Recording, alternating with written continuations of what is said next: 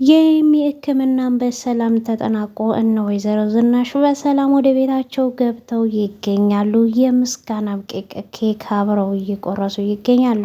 ኤርሚያስም ለኤሚ አበባ ይዞላት ስጦታ መጥቶ እሱም ስጦታውን አበርክቶላት ይገኛል። በጣም ደስተኛ ነው ኤሚ ድና በመምጣቷ። ናሆምና ዳግምም ለአንዴና ለመጨረሻ እርቅ አውርደዋል። አቶ ለይኩንም እነሱ በመታረቃቸው እጅግ በጣም ደስተኛ ነው። ልጆች የተባረኩልኝ፣ የእውነት ደስታዬን እጥፍ አደረጋችሁልኝ፣ እናንተ እንደዚህ ስትሆኑ ነው የሚያምርባችሁ እያላቸው እሱም እያመሰገናቸውና እያሞገሳቸው ይገኛል። አቶ ተሰማም የቤታችን የመኖሪያው ተሸጦ ለምን ድርጅት ወዳውን አይከፈልም ብሎ ሲነግረው ለአቶ ለይኩን አቶ ለይኩን ይህ ነገር በፍጹም እንደማይሆንና ምን ሆነክ ነው? ምን አይነት ሀሳብ ነው ይዘህ የመጣከው? ትንሽ ጠጣታክ ሞቅ አለኮ እንጂ በያለ ምክንያትማ ይሄን ልትል አትችልም እያለው ይገኛል። ሰላም ጤና ይስጥልኝ ውድ የተከበራችሁ የትዕግስት አበባዮች ቻናል ተከታታዮች ፋሚሊ እንደምን ከረማችሁ? ከኔ ጋር ሉል እግዚአብሔር የተመሰገነ ይሁን። ይህን ቻናል በቻላችሁት መጠን በቅንነት ላይክ፣ ሰብስክራይብ፣ ሼር እያደረጋችሁ ኮሜንት እያደረጋችሁ አበረታቱ። ለምታበረታቱኝ ከልብ አመሰግናለሁ። ቀጣዩን ኑሃሚን ድራማን ተወዳጁን ይዤላችሁ መጥቻለሁ። እስከ መጨረሻው በትህትና ተከታተሉኝ። በባለፈው ክፍል እንደተመለከታችሁ ኑሃሚን ምግቡን ባርኩልንና እንመገብ እያለች እንግዲህ በሩ ድንገት ይከፈታል። በሩን ከፍታ ስትገባ ሁሉም ደንግጠው ነበረ። አቶ ለይኩንም የፈጣሪ ያለ በዚህ በጨለማ እንዴት መጣች እያለ በሩንም ከፍታ የገባችው ቅመሚት ነበረችና እሷም ኑሃሚንም ምንድን ነው በሰላም ነው ወይ በዚህ በጨለማ ብቻሽን የመጣሹ ብላ ስትጠይቃትም እኔ እኮ ብቻዬን በጨለማ ለመሄድ አልፈራም፣ ምክንያቱም እኔ ያደግኩት ጎዳና ላይ ስለሆነ ለዛ አያስፈራኝም ስትላት፣ ኑሃሚንም ደግሞ አንቺ እኮ ያኔ ጎዳና ላይ ምንም ያልሆንሽው አሮጊቴ አብራሽ ስላለ ነው፣ አሁን ግን እንደዚህ እንዳታደርጊ ሁለተኛ ስትላት፣ ቅመሚትም ደግሞ ምን ላድርግ ብቻዬን እኮ ቤት ውስጥ መቀመጥ ፈርቼ ነው ስትል ማለት ቤት እነሱ የሉም እንዴ ብሎ አቶ ለይኩንም ሲጠይቃት አባይ አቶ ተሰማም እስካሁን ቤት እንዳልገባና እትዬም ደግሞ እሱን ፍለጋ እንደሄደች አልተመለሰችም ብላ ትነግረዋለች። አቶ ለይኩንም ኑሃሚን ምንድን ነው ቤት ውስጥ ሰላም አይደለም ወይ ብሎ ሲጠይቃትም እሷም አረ ሁሉም ሰላም ነው፣ እኔም በሰላም ነው ጥያቸው የወጣሁት ብላ ትመልስለታለች። ቅመሚትም አሮጊቴ አትመጣም ወይ? እኔ አሮጊቴ በጣም ናፍቃኛለች ስትላት፣ ኑሃሚንም ከኤሚ ጋር ነገ ትመጣለች አሮጊቴን ታገኛታለች ትላታለች። እንደዛ ከሆነማ በቃ እኔ አሁን መተኛ ትፈልጋለሁ ውሰጂኝና አብሬሽ ካንቺ ጋር አለተኛ ስትላት፣ ኑሃሚንም እኔ አሁን መተኛት አልችልም ትንሽ ስራ አለኝ፣ ነገር ግን አሁን አንቺን ላስተኛሽና ወደ ስራ ይመለሳለሁ ትላትና ይዛት ወደ መኝታ ክፍል ትሄድና ታስተኛታለች። ዳግምም በጣም ደፋር ናት። በዚህ በጨለማ ብቻዋን በመምጣቷ ደግሞ በዛ ላይ ከኑሃሚን ጋር ያላት ቅርበትና ፍቅር በጣም ደስ ይላል። ኑሃሚንም በጣም ሊትወዳለች ብሎ ሲል ናሆምም ኑሃሚን በጣም ልጅ ነው የምትወደው፣ በተለየ ደግሞ ተጋብተን ልጅ ስንወልድ እኮ አየሁት ብሎ ሲል ዳግምም ወደ መሬት አንገቱን ደፋ ያደርጋል። እነሱም እርስ በርስ ይተያያሉ። ቅመሚትም እባክሽ ኑሃሚን ከኔ ጋር ተኚ በጥለሽኝ አትሄጂ ስትላት፣ እኔ እኮ ስራ አለብኝ እመጣለሁ ትላታለች። እሷም አሁን ላይ አሮጊቴ ናፍቃኛለች፣ አባቴም ናፍቆኛል፣ ምን እንደሆነ ባላቅም ብቻ ሁሉም ሰው እየናፈቀኝ ነው ትላትና እሷም በቃ ታረጋጋትና መተኛት አለብሽ ብላ ካስተኛቻት በኋላ ወደ ሳሎን ትሄዳለች። እንዴ ምንድን ነው እስካሁን አልጀመራችሁትም እንዴ? ምን እየጠበቃችሁ ነው ስትል፣ አቶ ለይኩንም ደግሞ ዋና ኦነሯን እሷ እስከምትመጣ ብለን ነው ይላሉ። እውነት ጋሼ ባርኩትና ምግቡን እንብላ እኔ በጣም ርቦኛል እያለ ዳግምም ናሆምም ለዳግም ባርክለትና ይብላ እሱ በጣም ርቦታል ይላል። ዳግም እንዴት አወክ እንደዚህ ብሎ እንደራበኝ ሲለውም እሱም ደግሞ ከገና ቀደም እኮ ስታወራ ምግቡን እያየክ ነው የምታወራው። ዳግምም አረባኬ እያለ በመሀል እየተሳሳቁ አቶ ለይኩንም እነ ኑሃሚንና እነ ወይዘሮ ዝናሽ እነ ፋንቱ ከመምጣታቸው በፊት ይሄ እራት በመዘጋጀቱ በጣም ደስተኛ ነኝ፣ ሁለት ልጆቹ በመሀላቸው መስማማታቸው ነው የምፈልገው ሲል፣ ዳግምም ብለሰለኛ ነው እንዴ ጋሼ እኛ እኮ ታርቀናል ብሎ ሲል፣ አቶ ለይኩንም እናንተ በእኔ ፊት ለመስማማትና የታረቃችሁ ለማስመሰል ታስመስላላችሁ እንጂ በመሀላችሁ የማይፈርስ የሆነ ትልቅ ነገር ያለ ነገር ይመስል ያህል ይሰማኛል። ይሄ ነገር ደግሞ ቤተሰብን ብቻ ሳይሆን ሀገርንም የሚያፈርስ ጭምር ነው። ዳግምም ይሄን ያህል የሚያሳስብ ነገር እኮ አይደለም አባቴ ሲለውም እንዴት ነው የማያሳስበው? ሁለቱ ልጆች ሳይስማሙ ቀርተው አንዷ ልጄ ድና ስትመጣ የኔ ልጆች ሌሎቹ ደግሞ ሳይስማሙ እኔ ሙሉ ደስተኛ የመሆን ይመስላችኋል? እኔ እኮ ለዚህ ቤት መሰረት እኔ ነኝ ይላቸዋል። ዳግምም ጋሼ ዋናው የኤሚድና መምጣት ሁላችንንም እኮ አንድ ያደርገናል አይመስልክም እንዴ ሲለውም አይ አይመስለኝም፣ እናንተ በሁለታችሁ መካከል ያለውን ጸብና ቅንትን ካልፈታችሁ እኛ መቼም ደስተኛ ልንሆን አንችልም። ይሄ ምግብ የተዘጋጀው ዋናው የእናንተ መስማማትን አንድነትን የምንፈልግበት ስለሆነ ነው አይደለም እንዴ ኑሐሚን ብሎ አቶ ላይኩን ሲጠይቃትም እሷም አቶ ላይኩ ጋሼ ከዳግም ጋራ የሆነ ነገር አውርተናል፣ እሱንም ደግሞ የሆነ ነገር ስምምነት ላይ ደርሰናል ስትል ዳግምም ስለተፈጠረውና ስለሆነው ነገር በሙላ ይቅርታ እጠይቃለሁ ሁላችሁንም። ዳግም ደግሞ እንደዚህ አይነት ነገር አይደገምም። አቶ ለይኩንም ተባረክ ልጄ፣ እኔ ካንተ መስማት የምፈልገው ነገር ይሄንን ነበረ ናሆምስ ብሎ ሲለውም ናሆምም ፊቱ ወደ ዳግም መልስ ሲያደርግና ዳግም እስከ ዛሬ ድረስ ሁሉ ስለተናገርኩ ነገር ስላደረኩትም ነገር በጣም ይቅርታ ብሎ ጎንበስ ብሎ ይቅርታ ይጠይቀዋል። አንተ ምን አጠፋክ? ለምንድን ነው እንደዚህ የምትሆነው? እኔ ነኝ እኮ ጥፋተኛ የአንተ የሆነውን ነገር እኔ በመመኘቴ ሲለው ናሆምም አይ እንደዛ ቢሆንም እኔ አንተን መረዳት ነበረብኝ እንደ ወንድም ብሎ ይቅርታ ይጠይቀዋል። ዳግምም እንደውም ይቅርታ አላደርግልክም፣ ምክንያቱም የሆነ ቅድሚያ ሁኔታ መሟላት አለበት ብሎ ይለዋል። አቶ ለይኩንም እጅግ ነበር የደነገጠው። ዳግም ምን እያደረግክ ነው ብሎ ሲጠይቀውም ቆይ ጋሼ ዳግም በዚህ አይነት ነገር ላይ እንዳንነጋገር ለመጨረሻ ጊዜ በደንቡ መነጋገር አለብን ይላል ዳግም። ኑሐሚንም ቆይ ቀን ሳናግርክ እንደዛ እየተለሳለስክ ያናገርከኝ በልብክ ሌላ ነገር ይዘክ ነበረ ወይ ስትለውም ዳግምም ቆይ እኔ መጀመሪያ ምን ማለት እንደፈለግኩኝ ለምን አታስጨርሱኝም ሲል ኑሐሚንም እኔ እኮ ዳግም ደግሞ ሌላ ነገር ተነጋግራችሁ ጸብ ውስጥ እንዳትገቡ ፈርቼ ነው ትላለች። አቶ ለይኩንም እስኪ ዝም በሉ የሚፈልገውን ነገር ይናገር እያለ ይገኛል። ናሆምም የምትፈልገውን ነገር ጠይቀኝና የምትፈልገውን ነገር አደርግልሃለሁ ከዛም ይቅርታ አደርግልኝ ሲለው ሁሉም ነበር እየተጨነቁት። ኑሐሚንም እጅግ ደንግጣ ነበረ። እሱም በጣም ዝም ከማለቱ የተነሳ በጣም ተጨንቀው ምን እንደሚል ሲጠባበቁት እሱም በስተመጨረሻ አንተ በሰርግ ክለታ ዋና አጃቢ ካላደረከኝ መቼም ይቅርታ አላደርግልክም ይለዋል። እነሱም ይሄን ጊዜ ተመስገን ብለው ተሳስቀው ይታቃቀፉና እችን ቆንጅዬ ልጅህን እችን ቆንጆ ሚስትህን ቶሎ ካላገባሃት ሌላው እንዳይጠልፍብህ ሲለው ዳግምም አቶ ለይኩንም በአሁን ገና በጣም ደስ ያለኝ እውነት ለመናገር ልንገራችሁ አይደለ ልጆቼ፣ እኔ በዚህ ምክንያት ስንት ቀን ስንት ሌሊት እንቅልፍ እንዳጣሁኝ እኔና ፈጣሪ ነን የምናውቀው። በሉ አሁን በጣም ደስተኛ ነኝ፣ ምግቡን እንብላ ብለው ማዕዱን ይቃመሳሉ። ጩናና አምራን አብረው ተኝተው እሷን በቃ የቃዠች ጩና ዳግም እባክህ ተወኝ እባክህ ዳግም እያለች እየተጣራች እያለች አምራን ተነስታ ከእንቅልፏ ታያታለች። እቺ ደግሞ በሌሊት ምንድን ነው የምትለው ብላ ቁጭ ብላ ስታዳምጣት ዳግም እያለች ነበረ።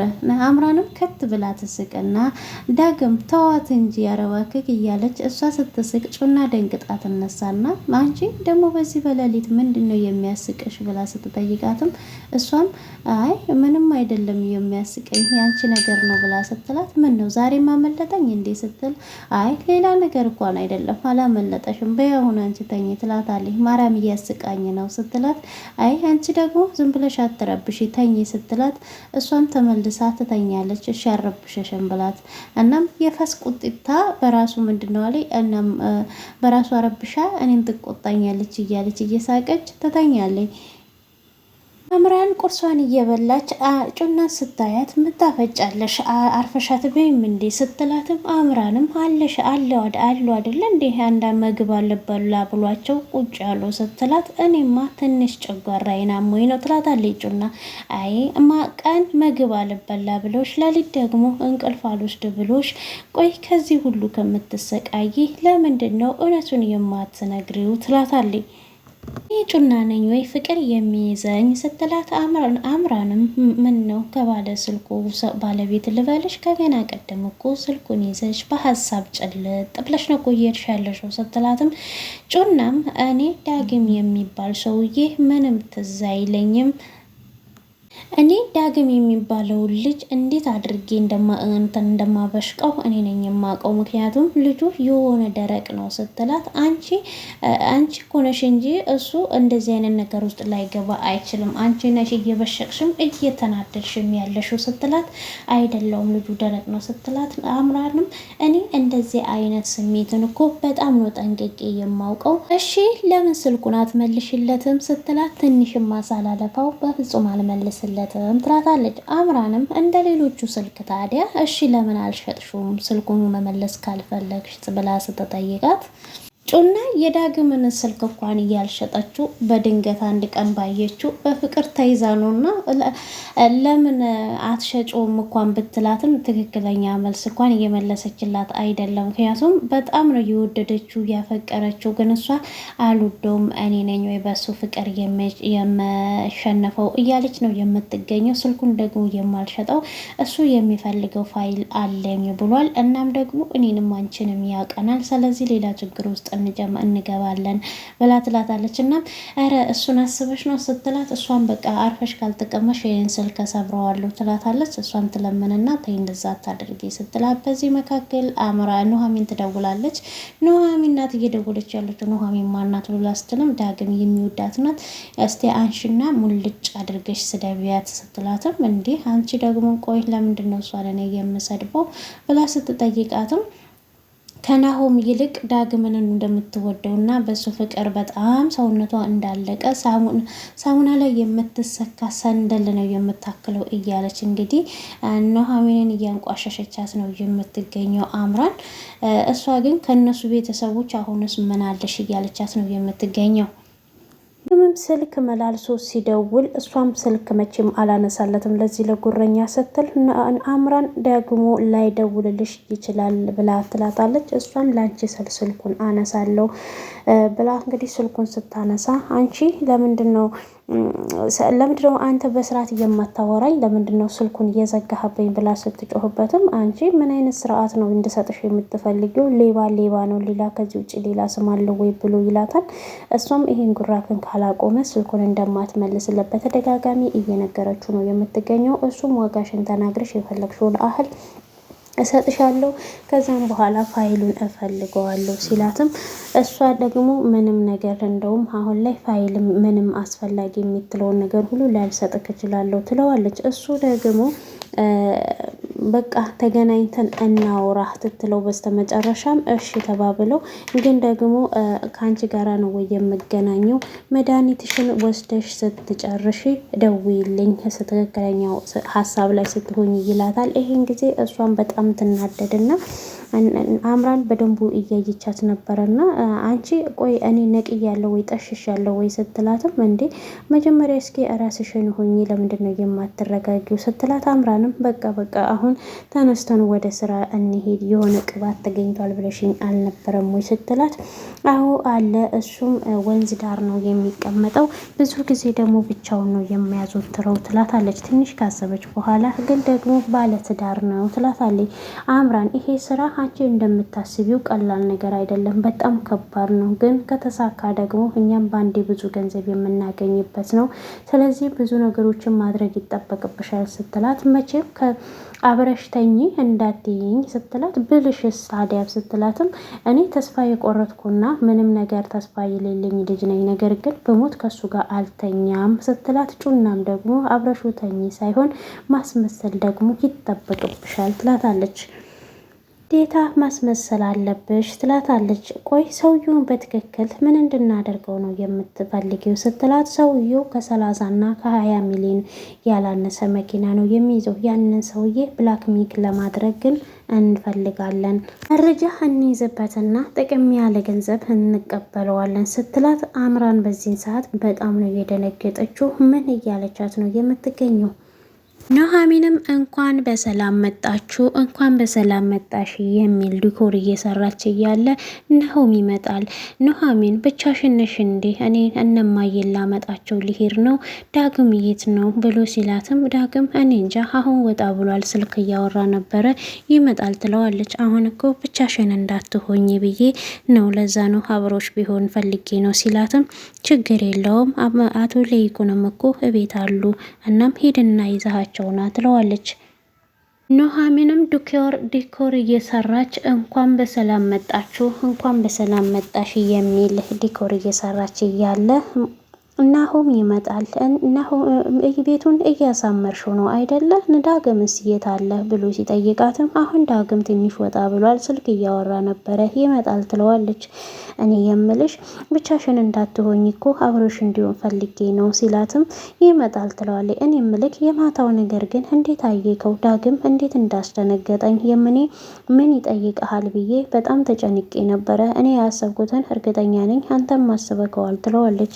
ምን ነበር ያሰብሽው ሲላት፣ አይ በቃ ተው ሂድና አንተ እነሱን ይዛሃቸውና ትለዋለች።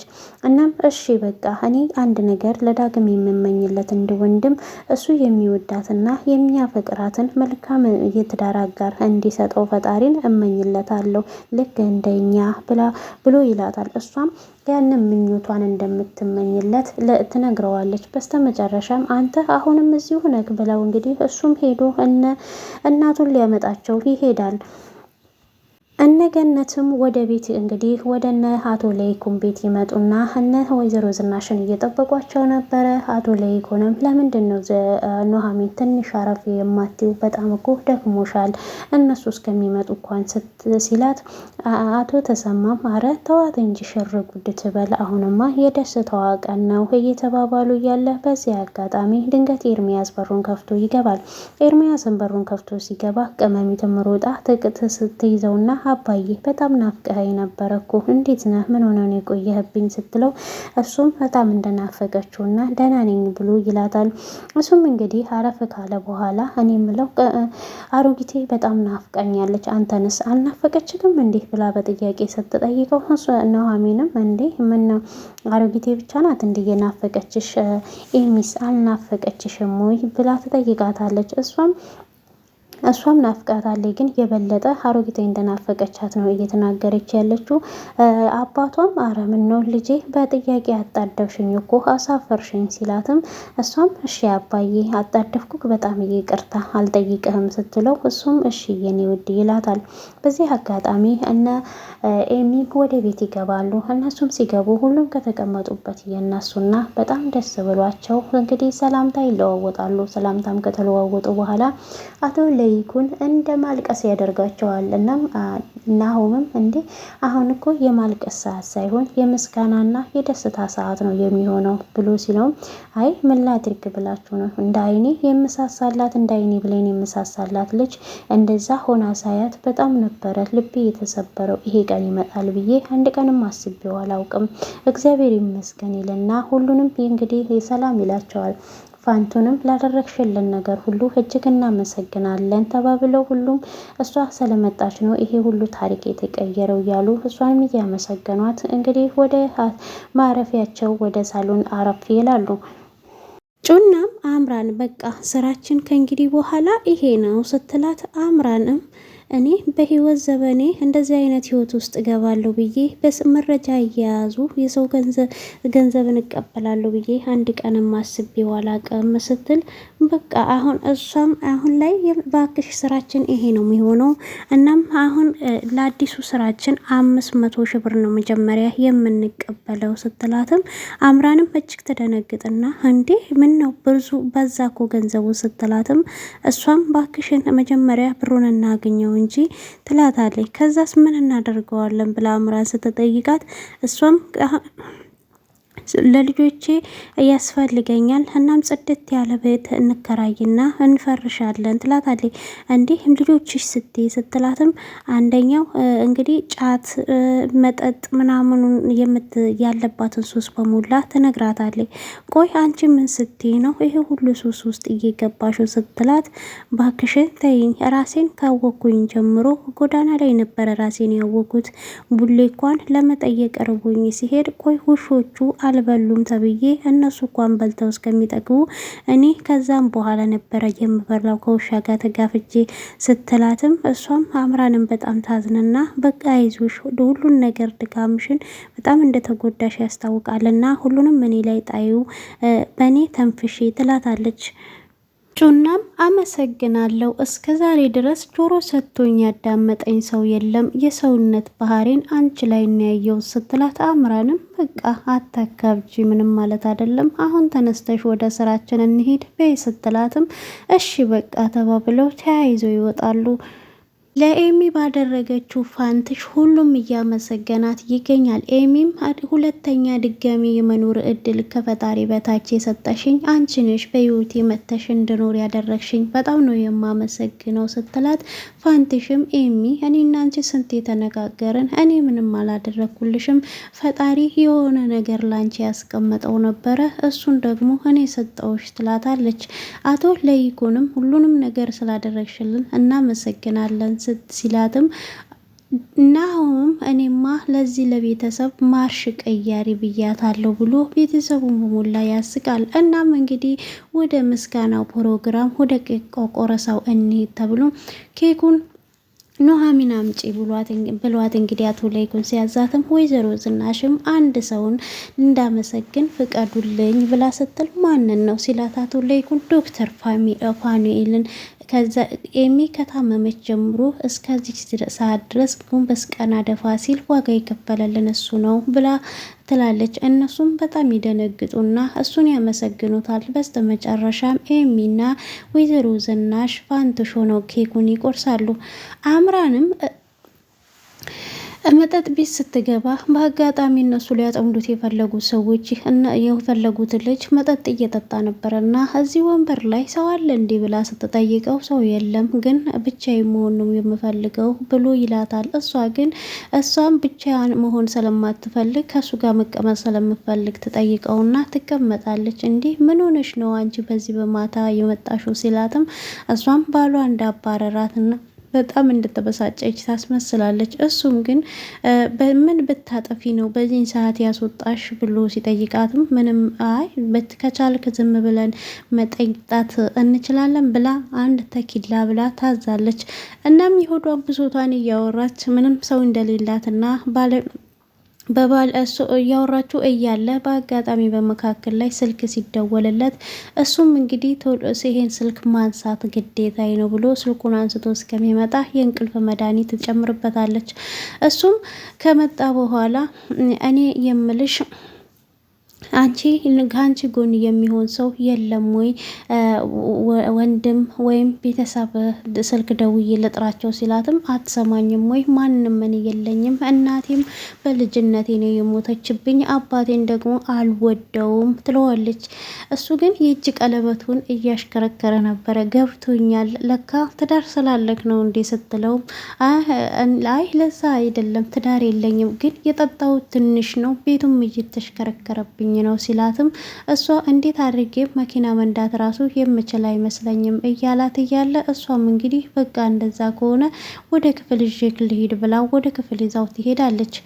አቶ ተሰማም ለአቶ ለይኩን አንተ ችግር ውስጥና ሲቃ ውስጥ መከራ ውስጥ ሆነክም ደስተኛ ሆነክም ለማሳለፍ ትችልበታለህ ብሎ ይለዋል።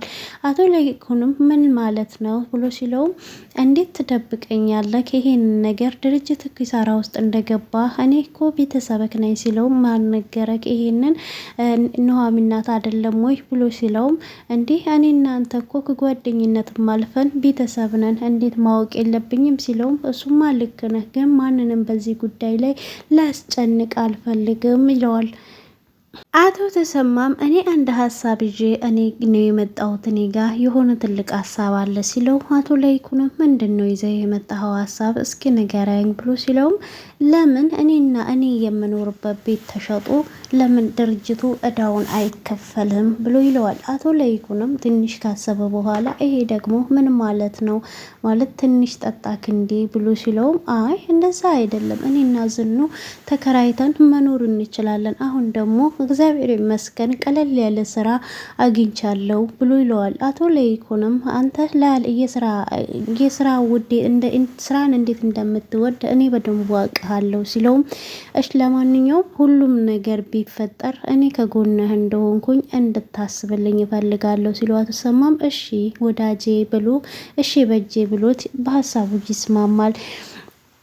ኤርሚያስና ኑኤሚም አንድ ላይ ተቀምጠው እኔ በዚህ ዓለም ላይ እንደኔ ደስተኛ በዚህን ሰዓት የለም ሲላት፣ እሷም ደግሞ አየክ አይደለም ወይ በእኔ ደስታ በእኔ መዳን ቤተሰቦቼ እንዴት እንደተደሰቱ እኔ አላውቅም ነበረ፣ የኔን የመኖር ተስፋ ለቤተሰቦቼ ትልቅ ነው ብላ ስትለውም፣ እሱም ደግሞ አፍሬ ነው እንጂ ሰው ያየኛል ብዬ ሳማት እያለኝ ነው ብሎ ሲላትም፣ ኤሚም በደስታ እጁን ያዝ ታደርገዋለች። አሮጊቴና ቅመምም አንድ ላይ ተኝተው አንቺ ደርሰሽ ኤሚን አዳንሻት አይደለም ወይ ብላ ስትላት፣ እኔ እኮ አይደለሁም ያደረኩላት የሰጣት ፈጣሪ ነው ብላ ስትላትም፣ እንዴ ፈጣሪ እንዴት ነው እየሰጣት ብላ ስትላትም፣ ፈጣሪ እኮ በሰው ላይ አድሮ እንጂ ራሱ ወርዶ አይደለም ስራውን የሚሰራው ስትላት፣ ለምሳሌ ስትላትም፣ እኔና አንቺን ከጎዳና ማን ያነሳን ብላ ስትላት፣ ኑሐሚን ደግሞ አንስታን እኔ ስራ እንዳገኝ ያደረገችኝ አየሽ አይደለ ብላ ስትላትም፣ ቅመሚትም እጅግ ደስ እያላት ተቃቅፈው አብረው ይተኛሉ። አምራን እንግዲህ ከዶክተሩ ጋር አብራ ከተኛች በኋላ ሰልፊ ፎቶ ከተነሳች በኋላ በአጋጣሚ እንግዲህ ይሄንን ባለቤትክ ስታየው ምን ትል ይሆን እያለች እንግዲህ የሱ ስልክ ድንገት ሲደወል ስልኩን አንስታ ስታየው ወይዘሮ ዝናሽ ይላል። በጣም ደንግጣ ነው ድራማው የተጠናቀቀው። ያ ማለት የነ ኤሚ ዶክተር ነው ማለት ነው። እና አምራን በወዲም ሸሸች፣ በወዲም እነሱ ቤት ነው እየገባች ያለችው። መጨረሻዋን እያሳመር ነው የሜን ድራማ ከሞላ ጎደል ይህን ይመስላል። በቀጣይ ክፍል እስከምንገናኝ እስከዛው መልካም ቆይታ ይሁንላችሁ። ባይ ባይ።